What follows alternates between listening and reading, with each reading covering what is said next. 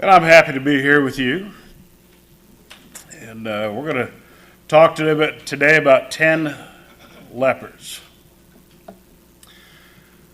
What would it be like to be a leper?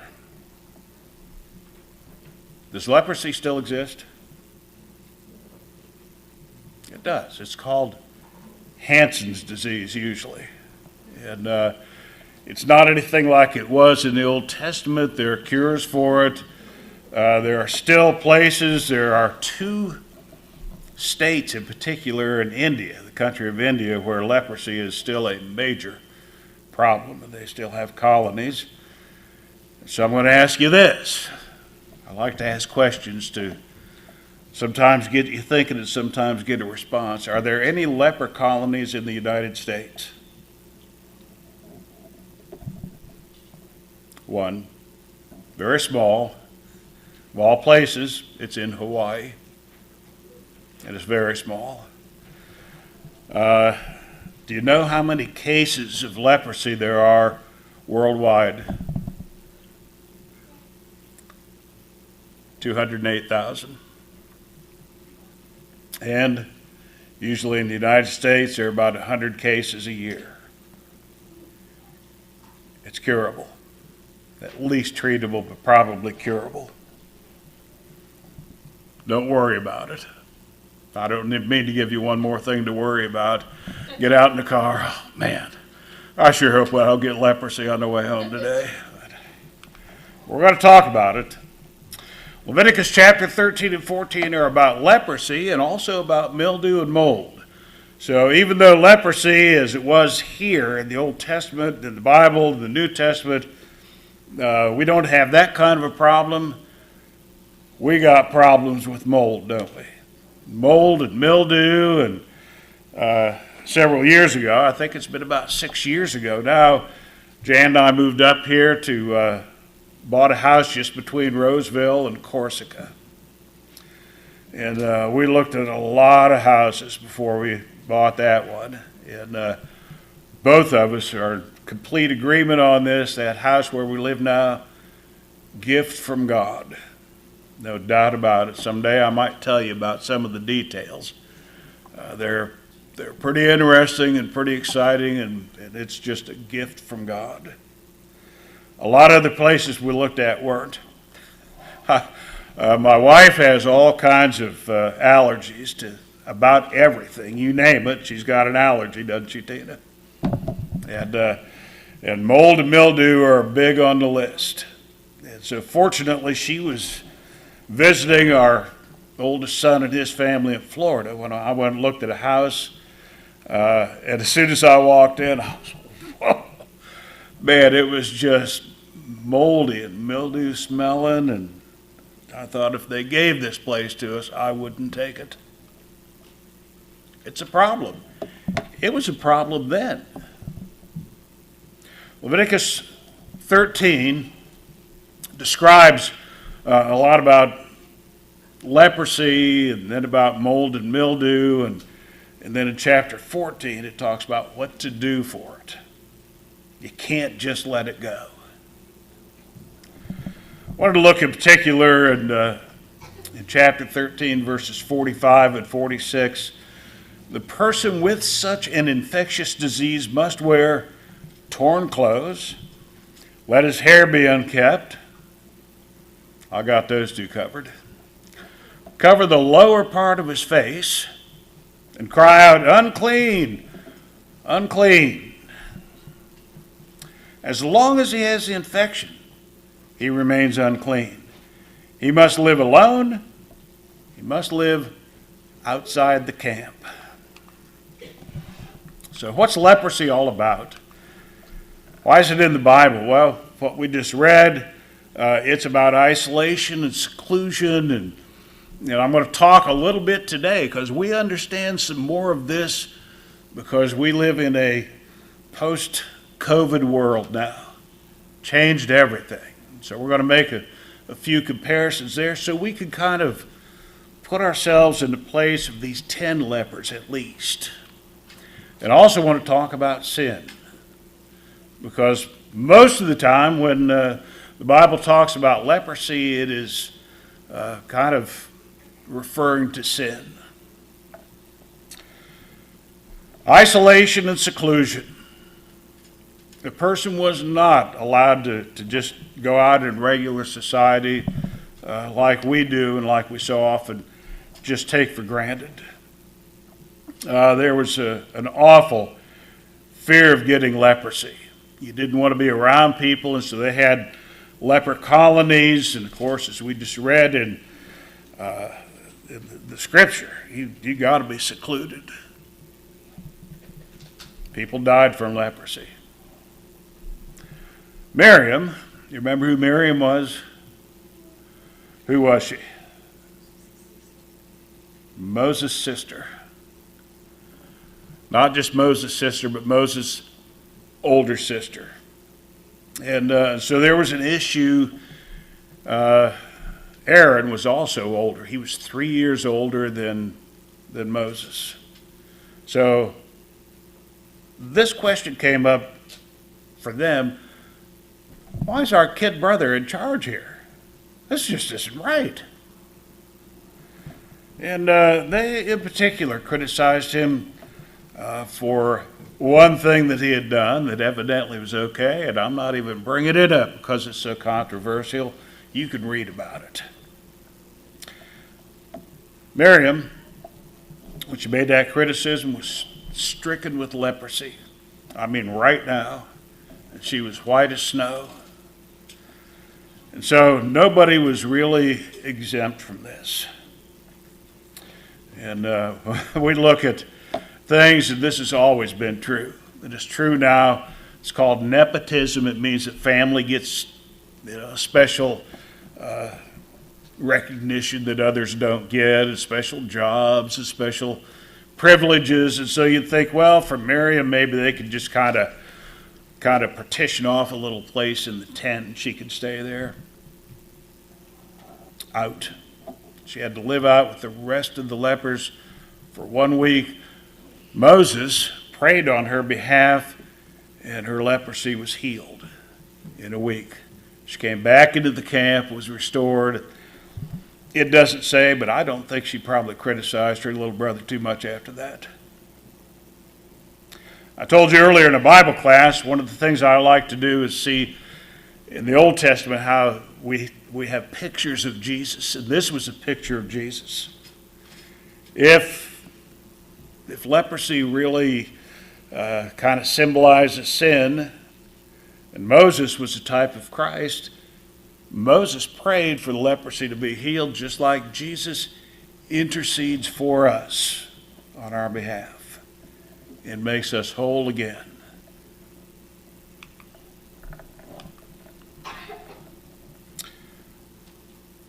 I'm always hesitant to say that something always symbolizes, like leaven. I would not say that leaven or yeast always symbolizes sin in the Bible. It usually does, but not always. And so leprosy almost always symbolizes sin in the Bible. And leprosy has some commonalities, some things in common with COVID. I want to talk about just a few of those because I think it's important for us to be able to put ourselves in the place of someone else if we're going to really understand what they've been through.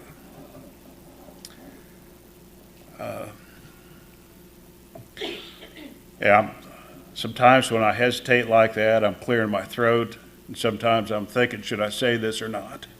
I wasn't just clearing my throat. And I want you to know a little bit about me, and so I'm going to tell you this. My wife and I lost a son. He was 14 months old, been 40 years ago. And so you learn to live with it and go on with life. I would be lying to you if I said it doesn't still hurt. Probably 20 years ago, one of my best friends lost his daughter. She was 24, I believe, to cancer. And I remember vividly sitting with him in his living room. And we were both weeping. Talked about Laura, because it hadn't been too long since she had passed away. And he says, I remember the day when your son Stevie died. I remember driving out of the cemetery, and you and Jan were still back there, and I thought, well, I just know exactly how he feels. He said, I didn't have a clue. I suppose that's probably happened to some folks here, and you know what I'm talking about, and if it hasn't, you don't ever want to know. I'm telling you that because I want you to know me, but I'm telling you that because I want you to understand that if we can't put ourselves in someone else's place, we're not empathizing like we should. Jesus was incarnate in the flesh. He became like one of us so that he could understand exactly what we're like. COVID helps us to think about lepers and what it was like worldwide. Statistics are just beyond imagination. Do you know who didn't get COVID? I love to look things like this up. The Eskimos. Wasn't one case of COVID amongst the Eskimos. But I'm not moving there. We all had fear. Some people had a whole lot more fear than others. They would not even think about going anywhere, getting close to anybody, or doing anything, or touching anything, and just lived in fear. What an awful way to live. I suppose there's some folks here that probably did that. There's some folks at Roseville. I still know some folks who are like that. We don't want to get anywhere close to anybody else, but if we do, we're wearing a mask. I said, that's fine with me. We had overcrowded hospitals, had trucks that were mobile hospitals. People died from it. We had 2 people, and one really close related in Roseville, that died from COVID. It was a serious thing. Seclusion. We kind of learned what it was like. My wife and I are different in a lot of ways. One of the ways we're different, I like to go. I love to be with people. She likes people, but if she had to just sit at home and read, she's good with that. It drives me crazy, but she's good with it. A lot more of a loner. And after a little bit of COVID, she says, I want to go somewhere. I said, I'm so happy to hear you say that. Got the motorcycle out and we went somewhere. We got back. She says, I didn't realize how much I needed that. Can you imagine if, because you're ill, you're never allowed to go around anybody? And that's what the lepers were like. We had to wear masks, and I won't get into the whole mask issue. It's a huge issue. And plexiglass, and I thought, in 2018, if I would have known everything, I'd have bought so much stock in plexiglass, but I didn't know. We had closures, businesses, some of them never came back, schools, and we got school kids that are suffering and will be suffering from having no school with other interaction with other people.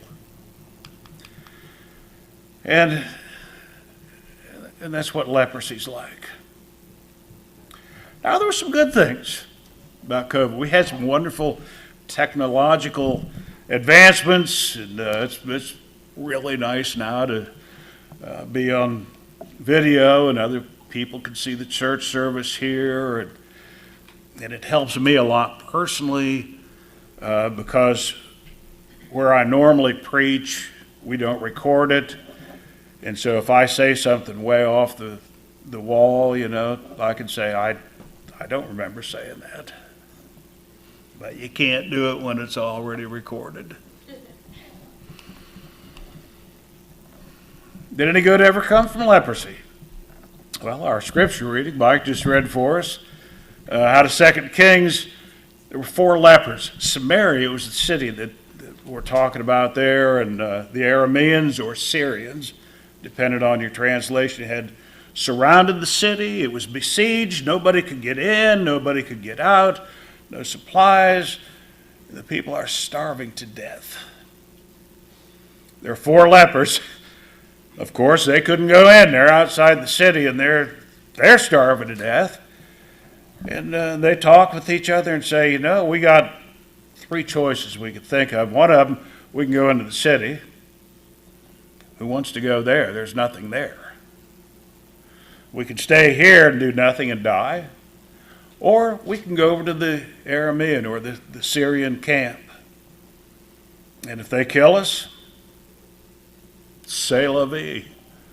Going to happen anyhow. So they go over there. In the meantime, God sent this noise of armies and made the Arameans think that Israel had hired, I don't know how they'd think this other than God made them think it, that Israel hired 2 major armies to come in and destroy them.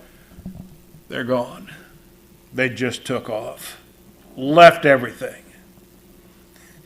And these lepers come in and this is unbelievable. We got all the food we could possibly want. We got all the beverages we could want. And I don't know what they thought they were going to do with it, but they took a lot of gold and silver. There's nothing to buy. They hid it. They came back and they got more. And the 4 of them thought, this is selfish. As awful as they were treated, because they had the illness, they thought, this is selfish. We can't do this. They went and told the gatekeeper. He told the king. The king said, it's a trap. Dug up 5 horses they hadn't killed and eaten yet. They sent 5 men, and they said, it's not a trap. And there was such a multitude of people that ran out that the gatekeeper got trampled to death. That was prophesied. Our text this morning comes out of Luke 17, verses 11 through 19, and it's about 10 lepers. Now, on his way to Jerusalem, Jesus traveled along the border between Samaria and Galilee. As he was going into a village, 10 men who had leprosy met him. They stood at a distance and called out in a loud voice, Jesus, Master, have pity on us. When he saw them, he said, go show yourselves to the priest. That's what they were supposed to do when they were cured. That's what the Old Testament law was. As they went, they were cleansed. One of them, when he saw he was healed, came back praising God in a loud voice. He threw himself at Jesus' feet and thanked him.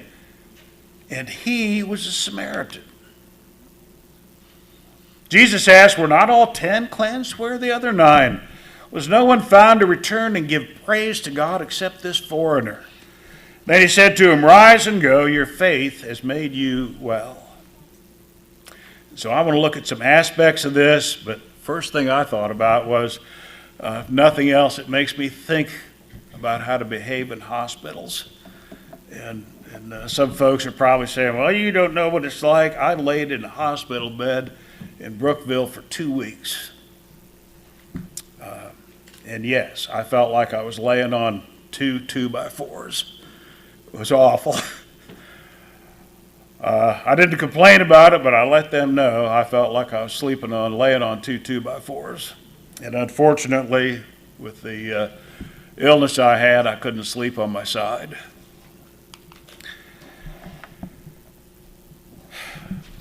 We ought to think about how we treat people and how we talk to people. And I'm not saying everything's great. And if you get hospital food that's just horrible, don't say, that was the best steak I ever had. And have them say, well, it was chicken.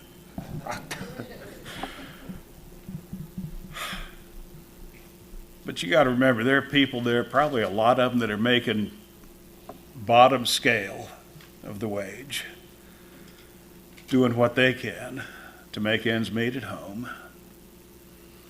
and just be kind. So here's some lessons from the 10 lepers and leprosy and sin. The first one is they're segregated due to their leprosy, and we got to understand that sin separates us. It breaks close personal relationships. I know.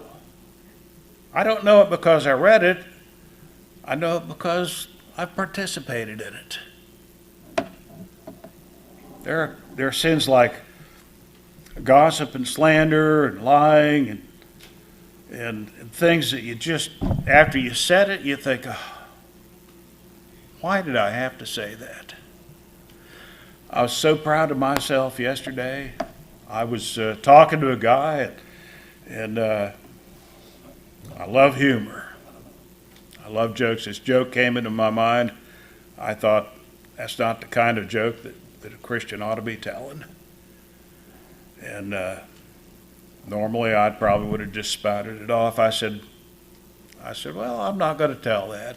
Oh, you will. I said, no, I sure won't now. But how often have we said things, and when it's gone, you don't retrieve the words? Sin separates us. It keeps us from God. And it separates us from other sinners. You know, what I do might be a horrible thing, but what you're doing is a lot worse. I don't want to be around you. And sin just divides and separates all the time. This is from our Wednesday night Bible study, 1 Samuel 15. That he said to the Kenites, go away and leave the Amalekites so that I do not destroy you with them. Now the Amalekites, as we said earlier, were supposed to be totally destroyed. This was the curse placed on them just after they left Egypt. Some 400 years later, it's finally supposed to happen, and it does, but not by Saul.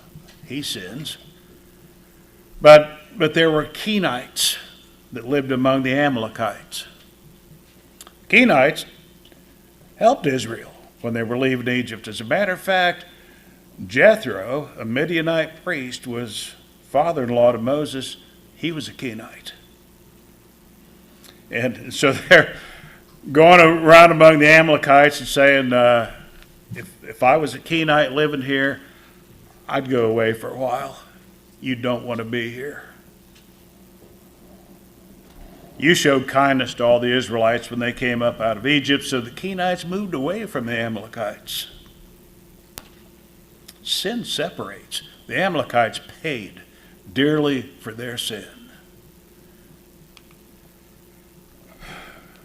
A guy by the name of Korah, he had a couple of friends, Dothan and Abiram were their names. They were kind of like Miriam and Aaron. They said, we're just about sick of this guy Moses bossing us around all the time. Who does he think he is? We're going to gain control here. And God said, no, you're not. And so they had a challenge. And the next morning they lit censers, and Moses said, now, God's going to separate us. He's going to destroy the people that don't have his authority and preserve the ones that do. And he kind of told the people, you might want to get away from Korah and Dathan and Abiram. And they did. 250 didn't, and they died. Earth opened up and swallowed them. Sin separates. Exodus 32 is the golden calf episode. The Lord replied to Moses, whoever has sinned against me, I will blot out of my book. Sin, like leprosy, doesn't just separate us from other people, but it separates us from God. Do not be yoked together with unbelievers, for what do righteousness and wickedness have in common? Or what fellowship can light have with darkness? What harmony is there between Christ and Belial? What does a believer have in common with an unbeliever? And these are just a few of the sins that separate us. I had people crying in my office, I just can't take his alcohol abuse anymore. He's drunk every night, and it's both men and women that do this. Violence. People that intentionally harm those that they should love the most.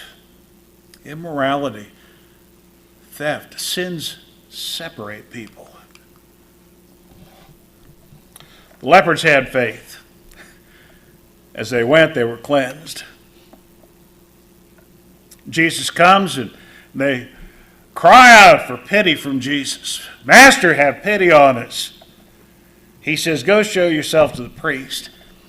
And most lepers probably would have said, and show him what? That we're lepers? Didn't ask that.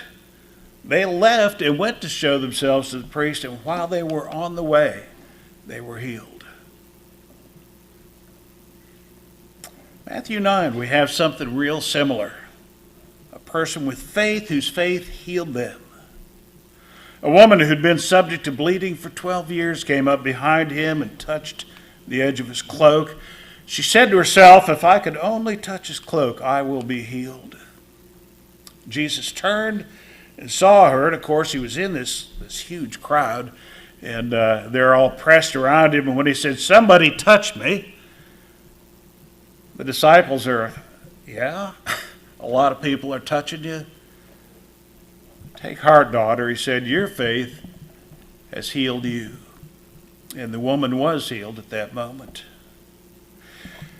And I like to look at pictures. I like to put some up here so we could think a little bit about it. And I selected this one because you just see this hand out around a bunch of feet. And I just know people well enough to know they probably pushed her aside and probably kicked her out of the way. She came to Jesus. What effort does your faith lead you to do? Blind Bartimaeus, we call him. He's crying out from the side of the road, Lord, have mercy on me. Have mercy on me. As Jesus passes by, and there were people there that said, will you stop yelling? You're an embarrassment. He didn't.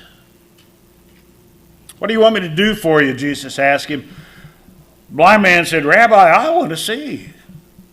Go, Jesus said. Your faith has healed you. Immediately, he received sight and followed Jesus along the road. Faith breeds action. It brings action. It moves us, in spite of what other folks might say or think. So what? Go show yourself to the priest. The 10 lepers were healed, and this doesn't even seem to be a question.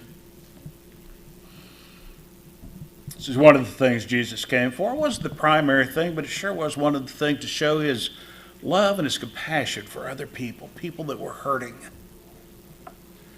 When evening came, many who were demon-possessed were brought to him, and he drove out the spirits with the word and healed all the sick.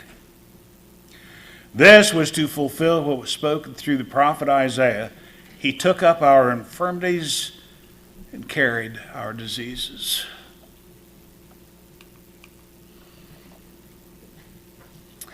This is usually what we think about in this episode, I think. 10 lepers, well, minus 9, which I had to get my calculator out, but that came up to 1 leper.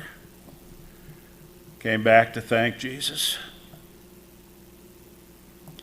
Incidentally, my wife sometimes, she says, you need to tell people when you're joking. That was a joke. I can subtract 9 from 10 in my head. It takes a while, but I can get there. And he was a Samaritan. The one that they hated because he was no good.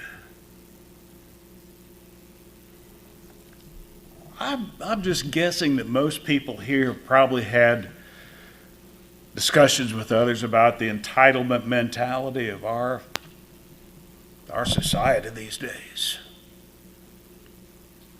We think we deserve.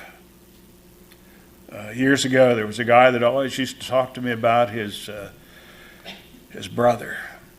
And his brother was a welfare bum. He was just a welfare bum. The guy that talked to me, guess what he lived off of?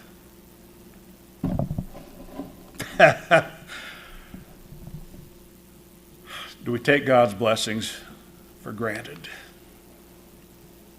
If Luke 10, and we read Luke 10 a lot, and it's the Good Samaritan, would it be appropriate to call this maybe the passage of the thankful Samaritan? And both of those passages, interestingly enough, are found in Luke and nowhere else. Let the peace of Christ rule in your hearts, since as members of one body you were called to peace, and be thankful. Interesting tidbit of information here. I like to look up phrases a lot of times to see how often they're in the Bible. How often, this is out of the NIV, how often do you think the phrase peace of Christ is in the Bible? Somebody probably say, well, I know it's in there a lot. I don't know how many times. Once. Talks about the peace of Christ a lot. That phrase, interestingly enough, is in there once. Let the word of Christ dwell in you richly as you teach and admonish one another with all wisdom, and as you sing psalms, hymns, and spiritual songs with gratitude in your hearts. Brother Kevin, thank you for leading us in songs, in appropriate songs. Whatever you do, whether in word or deed, do it all in the name of the Lord Jesus, giving thanks to God the Father through him. 10 lepers had a very serious disease. It was an inward disease. And like most diseases, we see the symptoms. When you have a runny nose and a sore throat, you don't go because that's the disease. You go because those are the symptoms. It might be something a little more serious. We're not sinners because we sin because we're sinners. And if you think that doesn't make any sense, memorize it and think about it. It's an inward disease. The sin is a symptom, but the disease is being a sinner. And that's what Jesus cures us of. For out of the heart come evil thoughts, murder, adultery, sexual immorality, theft, false testimony, slander. These are things that make a man unclean, but eating with unwashed hands does not make him unclean. Isaiah prophesied that. Though your sins are like scarlet, they shall be as white as snow. Though they're red as crimson, they shall be like wool. And that was a prophecy about Jesus. Today, we don't have people that have leprosy here, I don't suppose. Don't suppose I know any that do. I know people that are sinners. We need to understand, I'm just a sinner saved by grace. This morning, if you're a sinner that's not been saved by grace, if you've never come to Christ, if we can assist you in baptism or just in a rededication, we invite you to come forward now and make your wishes known as we stand and sing.